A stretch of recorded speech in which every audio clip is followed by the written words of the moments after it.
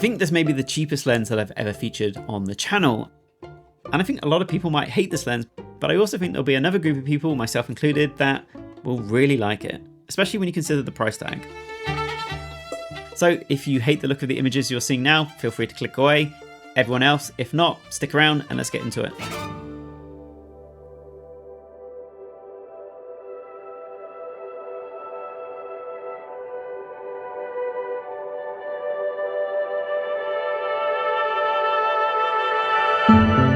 This is the TT Artisan 40mm f2.0, tiny little lens, and I've been testing it out on both my Nikon ZR and my LUMIX S1 Mark II, and also my LUMIX S1R Mark II. It retails at around $170, and for that price you'd be forgiven in thinking that it might be a plasticky piece of trash, but it's not. It's tiny, it's surprisingly sturdy, it's autofocus, but it also comes with a manual aperture ring. It's clicked, it's not declicked, and it's also electronically controlled, so it's not a mechanical aperture ring, but it's really nice to see a feature like this in this tiny lens at this price point. I generally just love the look of a 40mm. In fact, I think it's one of my favorite focal lengths. You know, you're getting that wideness that you get with a 35 with just a little bit more compression as you go towards that 50mm lens. And on most projects these days, I tend to shoot all interviews with a 40mm now. I took it out on my little Nikon ZR over Christmas, and because of the size of this package and the fact that it has autofocus, it encouraged me to do something that I never do, and that's shoot with a gimbal.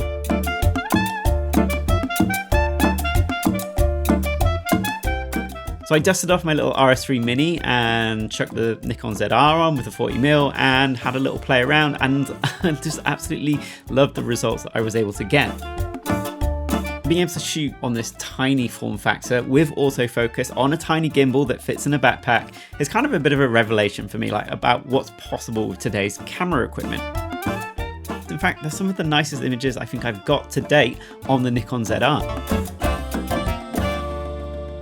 The lens has some really nice character. It definitely pushes more in towards that kind of like vintage camp, and I think a lot of TT Artisan lenses maybe do that. It's not wild or anything, like it does lack a bit of contrast wide open at f2, maybe it's a little bit more bloomy, but if you stop it down to t2.8 then it tidies up pretty quickly and pretty well. It's obviously not the sharpest lens, but if you're interested in shooting portraits and people, I think it's fantastic. And you know, if that's what you're doing, you don't really want a razor sharp clinical lens. So I found myself mostly shooting with this between f2.8 and f4, mostly video obviously. I didn't shoot a lot of stills with this.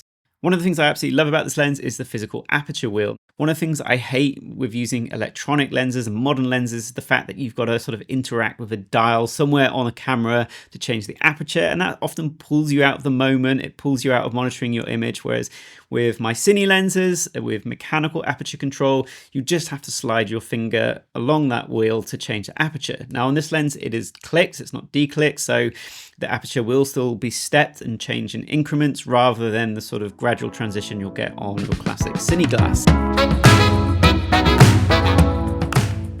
But it also has autofocus, and the autofocus is good. Like, I expected it to be terrible and for it to sort of ruin a bunch of shots, but it didn't. It isn't as snappy and as fast as maybe like the more expensive native lenses that you might have on your system, but it was definitely fast enough to keep up.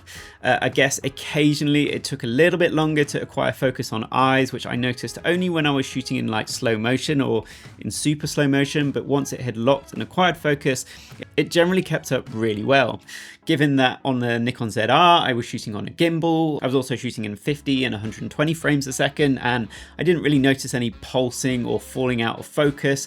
The worst it did was maybe in the slower frame rates was maybe just took a little bit longer to lock onto eyes and stuff like that, but nothing that would ruin your images. And the fact that you get this interesting vintage-esque look and character with a lens, but benefit from the automation of having autofocus on it is just such a lovely package. So you're kind of getting the best of both worlds with this lens. And I think the only other thing I really noticed was maybe on my Lumix copy, the autofocus motor was a little bit noisier than sort of native lenses. But again, you know, I'm splitting hairs here. It's nothing that would distract or get in the way on an average shoot. I think probably the only place where I would mark this camera down is the quality of the bokeh. I mean, it's fine, it looks nice, but it is sometimes maybe like a little bit hexagonal. Close focus again is pretty good, it's pretty impressive for this tiny lens. Same goes for chromatic aberration, like it's there, but again, compared to other lenses I've tested, it didn't seem particularly wild or intrusive. And I'm not really going to do any stress tests which would present the chromatic aberration in situations where I wouldn't really be shooting. So if you can't notice it, or you're not bothered by it, by what you're seeing in these images, then I think that's all you need to know.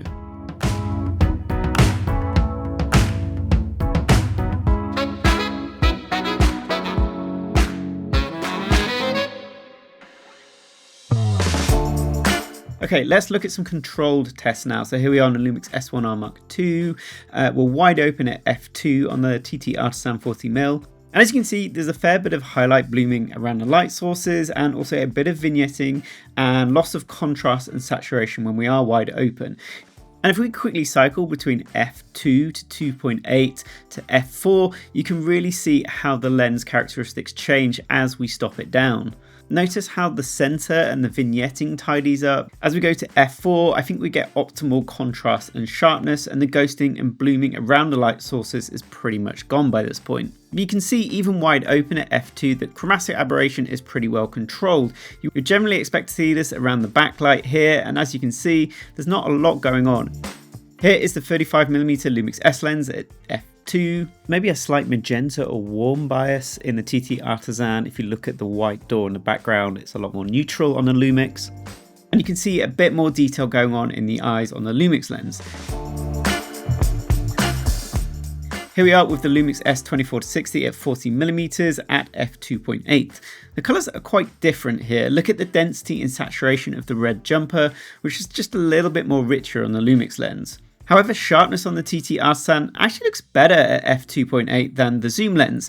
If you look at the jumper texture, you can see the difference here, and even at f4 it's slightly better, but it is obviously a prime versus a zoom lens, so you would expect something like this. And you can also see just how well chromatic aberration is controlled in the TT Artisan lens relative to the Lumix lenses. And here you can see a little flare test between the three lenses. And finally, here are some side-by-side color chart comparisons. I thought it'd be fun to give you a very quick comparison between the Nikon ZR and the Lumix S1R Mark II. I think both cameras look stunning. The S1R Mark II has always pushed a little bit more red and magenta and given a bit more density to reds. But just so you can see, here's the log, the standard camera brand Rec 709, and then my LUT. The Hackney LUT will be coming to red in Nikon soon. And let's quickly just look at the Nikkor Z 35mm f1.4 against the TT Artisan 40mm. As you can see, this lens is a lot more neutral, it's cooler, it's sharper, and in my opinion, it's just less interesting. I think I much prefer the quality of image from the TT Artisan lens.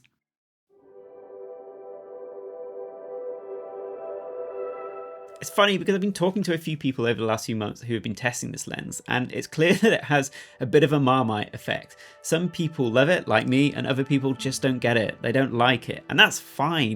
I don't think a piece of equipment, a lens, or a piece of art should always please 100% of people 100% of the time. This isn't a lens that is perfectly neutral and clean, it's doing something interesting. Some people will vibe with that and some people won't. There's no right or wrong here. And it's definitely going to depend on like what you shoot and how you shoot. You know, if you're shooting people and portraits and you don't necessarily want the sharpest, most neutral looking clinical lens, then there's a lot to like here, especially considering the price tag. It kind of makes it a bit of a no-brainer. Like there's very little downside to this thing. On the other hand, there'll be a group of people that maybe shoot landscapes and buildings and architecture, and they need a sharper, more controlled lens, and that's fine, that makes sense. This lens maybe won't be the right choice for them. And there's plenty of other lenses out there that will tick those boxes, but probably not at this price point. This is definitely one of those lenses that encourages me to pick up my camera and shoot with it. In fact, I think I captured more sample footage for this video than I would usually do for a video of this type. Other lenses I've used on these small mirrorless cameras like the Lumix S lenses, they're fine, they're just not the most interesting lenses, they don't excite me, and you know, they're made out of plastic and they're much more expensive as well. I think if you own something like a Lumix S9, it's going to be a really nice little walkabout portrait lens for a small form factor camera like that. It fits perfectly on my little ZR and also even on my Lumix cameras as well. And I love using a lens like this on my Lumix bodies because, you know, those cameras do render a slightly cleaner, sharper image than some of the other cameras I use. So it just takes the edge off the image a little bit more. And with the Nikon ZR, I wish I'd known about this TT Artisan lens before I picked up that camera, because I wanted to pick up an autofocus lens of that camera. I went with the Nikkor Z 35mm f1.8, which is a nice lens. It's very sharp and clean, and it has maybe like a little bit of character to it, but it's more than 3 times the price. It's much larger, and I actually much prefer using this little TT Artisan lens. Like, it spent way more time on the camera than that 35mm has. So if you are buying a new camera and you are stretched on budget and you want to pick up an autofocus capable lens, then definitely look into this. There will be an affiliate link down below. Obviously, I make a small amount of commission from that, no extra cost to yourself. But that's it. Thanks for watching. If you've got any questions, just chuck them down in the comments down below. I'm Ed, and I'll see you next time. See ya.